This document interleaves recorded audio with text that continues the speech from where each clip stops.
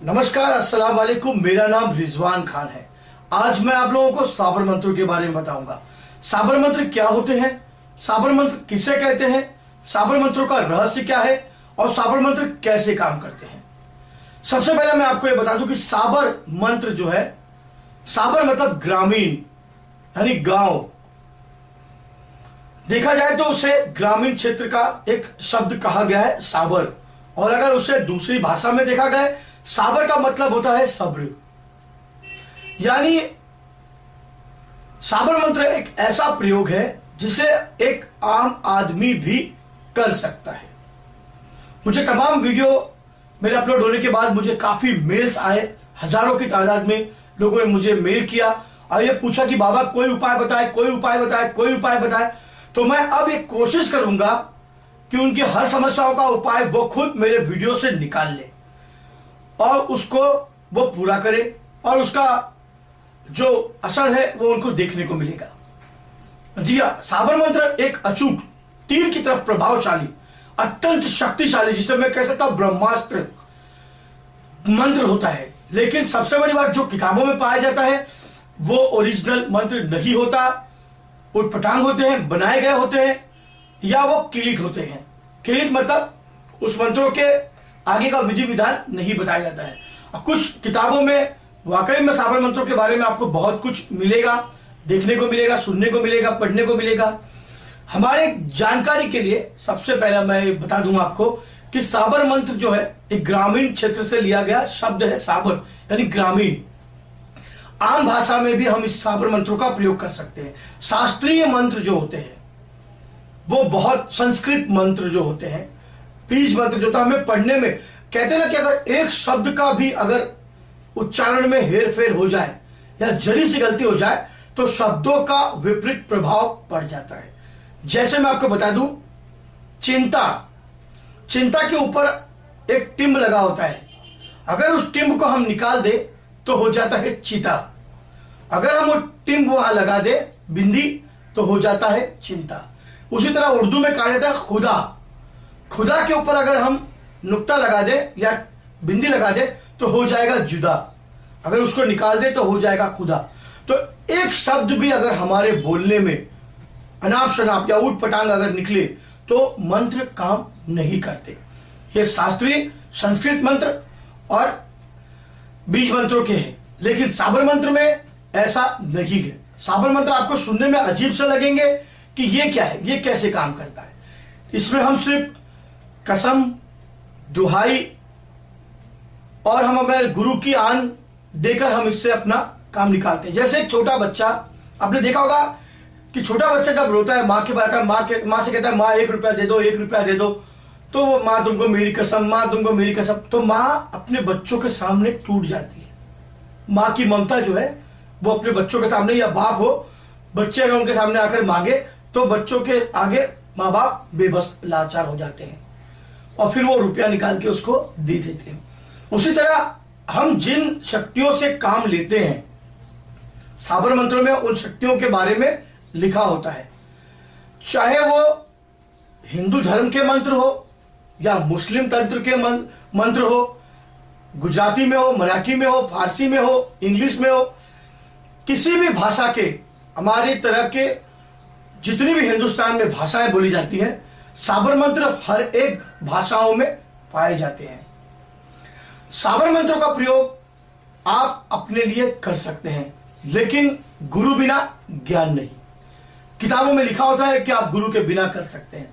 जी नहीं, कोई भी मंत्र आप गुरु के बिना शुरू नहीं कर सकते। आपको किसी ना किसी को अपना गुरु मानना ही होगा, दीक्षा लेनी ही होगी, और इष्ट या हमारे खुदा, हमारे देवता जिसको आप मानते हो। अब सबसे बड़ी बात तो यह कि साबर मंत्रों की रचना कैसे हुई। कहते हैं ग्रंथों पुराणों में जो लिखा है कि साबर मंत्रों की रचना करने वाले गुरु गोरखनाथ हैं। भगवान शिव जी ने साबर मंत्रों की रचना की और गुरु गोरखनाथ जी को बताया। अब सवाल यह उठता है कि गुरु गोरखनाथ जी को अगर मंत्र बताया, उन्होंने इस मंत्र को फैलाया, उनके जो नवनाथ हुए उन्होंने भी इस मंत्र को फैलाया, तो यह मंत्र अब आदमी कहेगा कि यार ये तो मुसलमान में भी पाया जाता है, तो मुसलमान में साबर मंत्र किसने बनाया, कैसे बनाया? गुजराती में किसने बनाया, उनके देवता अलग है। मराठी में किसने बनाया, उनके देवता अलग है। मुस्लिम में किसने बनाया, उनके पीर पैगंबर दुआ करने वाले खुदा अलग है, वली अल्लाह अलग है। तो ये भाई, ये जानने की बात तो ये है कि मंत्र किसी ने भी बनाया हो, पर उसको सलाम करना चाहिए।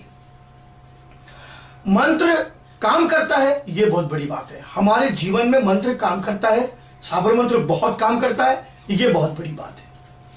जिसने भी बनाया उसको सर से लेकर पैर तक सलाम करते हैं। मंत्र जो है साबर मंत्र, इसमें दुहाई, कसम और आन देकर, और अगर ऐसा लगा कि कोई काम कुछ डिफिकल्ट है, हार्ड है, तो उसमें थोड़ी बहुत हमें उनको अनाप शनाप कह के भी अपना काम निकालना पड़ता है।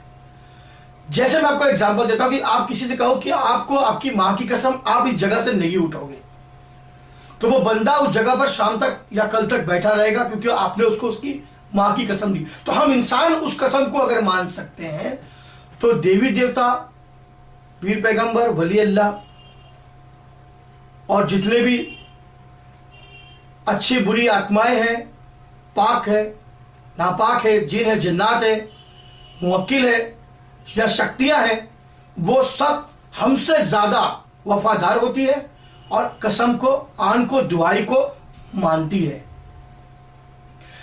साबर मंत्र जो है, इसमें 6 कर्म आते हैं। पहला आता है शांति कर्म। शांति कर्म का मतलब होता है भूत प्रेत, जादू टोना, बीमारियों की परेशानियों को दूर करना। दूसरा आता है विद्वेषण कर्म, यानी 2 लोगों में आपस में लड़ाई पैदा कर देना। तीसरा आता है वशीकरण कर्म, किसी को भी अपने वश में कर लेना। चौथा आता है स्तंभन कर्म, किसी को भी बीमार लाचार करके या किसी को भी हम तकलीफ देकर उसको हम एक जगह पर शांत स्तंभन कर सकते हैं, यानी बीमार करके एक जगह पर हम उसको रख सकते हैं, या हम किसी को भी मुंह बांध कर सकते हैं, बंदिश कर सकते हैं, या ज्यादा अगर हमारे पीछे परेशान पड़ा है तो उसका मुंह स्तंभन कर सकते हैं। पांचवा है उच्चाटन कर्म, यानी सामने वाले के दिल को इतना उच्चाट कर दो कि वो अपना घर बार छोड़कर चला जाए। उसके बाद आता है मारण कर्म, यानी किसी की भी प्राणों की जान लेना, जो बिल्कुल गलत है। मैं तो यही कोशिश करूंगा कि इन में से 5 कर्मों के बारे में ही आप ध्यान दें। मारण कर्म पे आप इतना जोर न दें, क्योंकि ये होने वाला नहीं है, क्योंकि हर इंसान कहीं ना कहीं दूसरों से प्रभावित है कि भाई मुझे इसको तकलीफ दे रहा है। मुझे ज्यादातर मैंने देखा कि लोग मुझे वशीकरण के लिए और मारण कर्म के लिए फोन करते हैं, जो कि गलत है। जो है वो उसके हाल पे छोड़ दो, वो लिखने वाला तकदीर है तुम्हारी, अच्छे और बुरे कर्म, और जो सामने वाला जैसा करेगा उसको उसके कर्मों के अनुसार फल यही भुगतने को मिलेगा। आजकल आपने देखा होगा कि ऊपर वाले के पास तो अभी वक्त नहीं है, जो है यही मिल जाता है। जो जैसे कर्म करेगा उसको वैसे फल मिलेगा, यानी बुरा कर्म करने वाला ही इन सब बीमारियों से, या जो जादू टोना करके किसी को तकलीफ दे रहा है, बीमार कर रहा है, परेशान कर रहा है, यानी जो बुरे कर्म किसी पे कर रहा है तो ऊपर वाला देख रहा है, वही उनका हिसाब करेगा। और बाकी लोग जो तकलीफ में है वो साबर मंत्रों का प्रयोग करके अपने आप को ठीक कर सकते हैं, अच्छा कर सकते हैं और उसका लाभ उठा सकते हैं। साबर मंत्र एकदम 30 से ज्यादा काम करता है, अचूक प्रभावशाली मंत्र होता है। साबर मंत्र जो है ये फेल नहीं होता, यानी नाकाम नहीं होता, ये लगता ही लगता है निशाने पर। साबर मंत्रों का इस्तेमाल अगर आप सच्चे मन से, अगर सच्ची नीयत से तंत्र विद्या को सीखना चाहते हैं, या इसका सीखकर आप किसी का भला करना चाहते हैं, तो आप साबर मंत्रों का प्रयोग सीख सकते हैं और कर सकते हैं। गांव में ग्रामीण ओझा, पंडित, बाबा, बुआ, तांत्रिक, आमिल, सभी लोग ज्यादा करके जो अनपढ़ होते हैं, देखो वो लोग साबर मंत्रों का प्रयोग करते हैं, क्योंकि साबर मंत्र पढ़ने में बहुत आसान होता है और इसका प्रयोग और इसका इस्तेमाल भी करना बहुत आसान है, सरल है। मैं तो यही कहूंगा कि ज्यादा करके कोशिश करें, साबर मंत्रों का इस्तेमाल करें, साबर मंत्रों के ऊपर ध्यान दें। साबर मंत्र वाकई में काम करता है और इसकी शक्ति है, लेकिन कुछ प्राचीन मंत्र जो होते हैं, जो लुप्त हैं, विलुप्त हो गए हैं और जो दुर्लभ है, मैं कोशिश करूंगा आगे चल के मेरे वीडियोस में आप लोगों को ऐसे प्राचीन मंत्रों के बारे में जो कई सौ साल पहले की किताबों में लिखे वो आपके सामने लाने की कोशिश करूंगा, जिससे वाकई में आप लोगों का बहुत फायदा होगा। आप साबर मंत्रों के बारे में देखिए, सुनिए, पढ़िए कि आपको साबर मंत्र कैसे लगते हैं, क्या लगते हैं, और उसकी राय आप मुझे जरूर बताएं। मेरा ईमेल आईडी मेरे वीडियो के आखिर में आपको देखने को मिलेगा। अगर कहीं ना कहीं आपको यह मेरा वीडियो अच्छा लगा साबर मंत्र के ऊपर जो मैंने आज आपको बताया, तो आप मुझे लाइक और सब्सक्राइब जरूर करें। मैं ऐसे और भी वीडियो बनाकर अपलोड करता रहूंगा ताकि आप लोग भी साबर मंत्रों का फायदा उठा सकें। जब तक के लिए नमस्कार, खुदा हाफिज।